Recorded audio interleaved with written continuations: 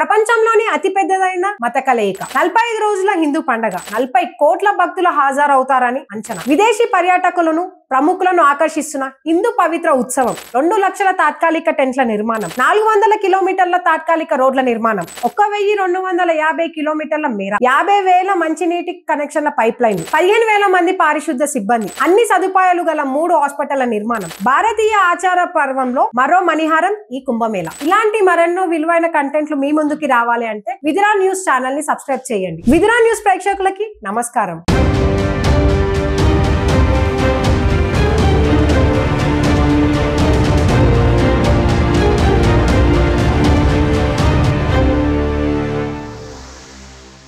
The mirror మన ప్రపంచం మరో కోణం కార్యక్రమానికి స్వాగతం.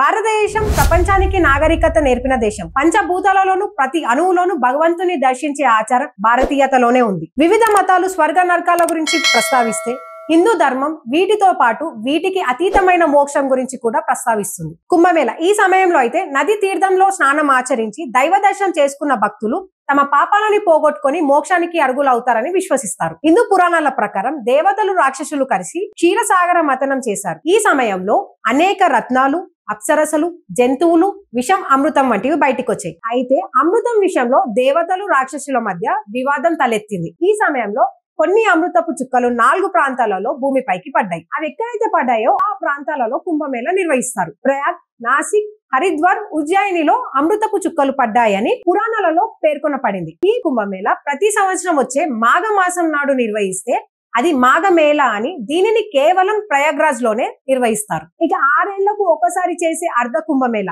ఇది హరిద్వార్, ప్రయాగ్రాజ్ లో నిర్వహిస్తారు. ప్రతి 12 ఏళ్లకి ఒకసారి చేసే అది పూర్ణ కుంభమేళ. ఈ ఉత్సవాన్ని హరిద్వార్, నాసిక్, ఉజ్జయిని, ప్రయాగ్రాజ్ లలో నిర్వహిస్తారు. 144 ఏళ్లకు ఒకసారి వచ్చేది మహాకుంభమేళ. ఈ ఉత్సవం కేవలం ప్రయాగ్రాజ్ లోనే నిర్వహిస్తారు. చాలా అరుదుగా వచ్చే మహిమాన్విత కుంభమేళగా భక్తులు విశ్వసిస్తారు. ఇప్పుడు వచ్చింది మహాకుంభమేళ. ప్రతి 3 తరాలలో ఒక్క తరం మాత్రమే దర్శించుకోగలిగే మహాభాగ్యం ఈ మహాకుంభమేళ అని తత్వవేత్తలు చెప్తారు. గ్రహాల అమరికపై ఈ కుంభమేళ ఆధారపడి ఉంటుంది. వేద జ్యోతిషం ప్రకారం బృహస్పతి ఒక్క రాశిలో ఒక ఏడాది పాటుగా నివసిస్తాడు. 12 రాశుల మీదుగా ప్రయాణించడానికి దాదాపుగా 12 సంవత్సరాల సమయం పడుతుంది. అందుకే 12 సంవత్సరాలకి ఒకసారి పవిత్రమైన స్థలాలలో కుంభమేళ నిర్వహిస్తారు. అదే విధంగా ప్రతి 3 సంవత్సరాలకు ఒకసారి వివిధ ప్రదేశాలలో ఉత్సవాలను నిర్వహిస్తారు. కుంభంలో బృహస్పతి, మేషంలో సూర్యుడు ఉన్నప్పుడు హరిద్వార్ లో కుంభోత్సవాలు ప్రారంభమవుతాయి. సూర్యుడు బృహస్పతి సింహరాశిలో ఉన్నప్పుడు నాసిక్ లో కుంభమేళ నిర్వహిస్తారు. బృహస్పతి వృషభ రాశిలో, సూర్యుడు మకర రాశిలో ఉన్నప్పుడు ప్రయాగ్రాజ్ లో జరుగుతాయి. సూర్యుడు మరియు బృహస్పతి వృచ్చిక రాశిలో ఉన్నప్పుడు ఉజ్జయినిలో కుంభమేళ జరుగుతుంది. ఇది ఇలా ఉండగా హిందూ గ్రంథాల ప్రకారం భూలోకంలో ఒక్క ఏడాది దేవతలకు ఒక రోజుతో సమానం. దీని ప్రకారం దేవతలు రాక్షసుల మధ్య 12 ఏళ్ల పాటు యుద్ధం జరిగింది. అందుకే 12 సంవత్సరాలకు ఒకసారి కుంభమేళను నిర్వహించబడుతుంది. దేవతలకు 12 సంవత్సరాలు అయితే భూలోకంలో 144 సంవత్సరాలకు సమానం. అందుకే ఈ సమయంలో భూమి పైన మహాకుంభమేళ కార్యక్రమాన్ని నిర్వహిస్తారు. పురాణాల ప్రకారం అమృతం కోసం జరిగిన పోరాటంలో చంద్రుడు అమృతాన్ని ప్రవహించకుండా కాపాడాడు. గురువు కలుషాన్ని దాచాడు. సూర్యదేవుడు కలుషాన్ని పగలగొట్టకుండా కాపాడాడు. శనిదేవుడు ఇంద్రుని కోపం నుంచి రక్షించాడు. అందుకే ఈ గ్రహాలు కలిసిన ప్రతి సమయంలో మహాకుంభమేళ నిర్వహించబడుతుంది. ఎందుకంటే ఈ గ్రహాల కలయిక వలనే అమృత పాత్ర రక్షించబడింది. ఆ తర్వాత దేవతలందరూ శ్రీ మహావిష్ణు సాయంతో అమృతాన్ని సేవించారు. మహాకుంభమేళ వేళ చేసే స్నానాన్ని రాజస్నానానిగా పరిగణిస్తారు. ఈ సమయంలో నదుల నీరు అమృతంతో కూడిన సమానమైన లక్షణాలు ఉంటాయని చాలా మంది నమ్ముతారు. అంతేకాదు సకల దేవతల అనుగ్రహం లభిస్తుందని నమ్ముతారు. ముఖ్యంగా ప్రయాగ్రాజ్ లో రాజస్నానానికి మతపరమైన ప్రాముఖ్యత ఉంది. ఇక్కడ యమున, సరస్వతి, గంగా నదులు కూడా కలుస్తాయి. అందుకే దీనిని త్రివేణి సంగమం అని కూడా అంటారు. ఈ 45 రోజుల తీర్థ స్నానం పర్వదినాలలో 6 రోజులు రాజస్నానంకు యోగం ఉందని చెప్తారు. ఈ రాజస్నానాన్నే షైసాన్ అని కూడా అంటారు. అవే జనవరి 13న పుష్య పౌర్ణమి, జనవరి 14న మకర సంక్రాంతి, జనవరి 29న మౌన్య అమావాస్య, ఫిబ్రవరి 3న వసంత పంచమి, ఫిబ్రవరి 12న మాఘ పౌర్ణమి, ఫిబ్రవరి 26న మహాశివరాత్రి పర్వదినాన రాజస్నానానికి యోగమైనవి అనిగా ఉన్నాయి. మహాకుంభమేళకు 850 సంవత్సరాలకు పైగా చరిత్ర ఉందని చరిత్రకారులు చెప్తారు. మహాకుంభమేళను ఆదిశంకరాచార్యులు ప్రారంభించినట్టు చెప్తారు. క్రీస్తు శకం 6లోనే హర్షవర్ధనుడు అనే రాజు కుంభమేళకు ఏర్పాట్లు చేసినట్టు చరిత్రకారులు చెప్తున్నారు. ఈ ఆచారాన్ని ఆదిశంకరాచార్యులు మరింత పటిష్టం చేశారు. అప్పటి నుండి ఇప్పటి వరకు సూర్యుని కదలికల ఆధారంగా వస్తూ భక్తులను, విదేశీ పర్యాటకులను, సత్యాన్వేషకులను, ప్రముఖులను విపరీతంగా కుంభమేళ ఆకర్షిస్తూనే వస్తుంది. ఎందరో విదేశీయులు కూడా భక్తి ప్రపత్తులతో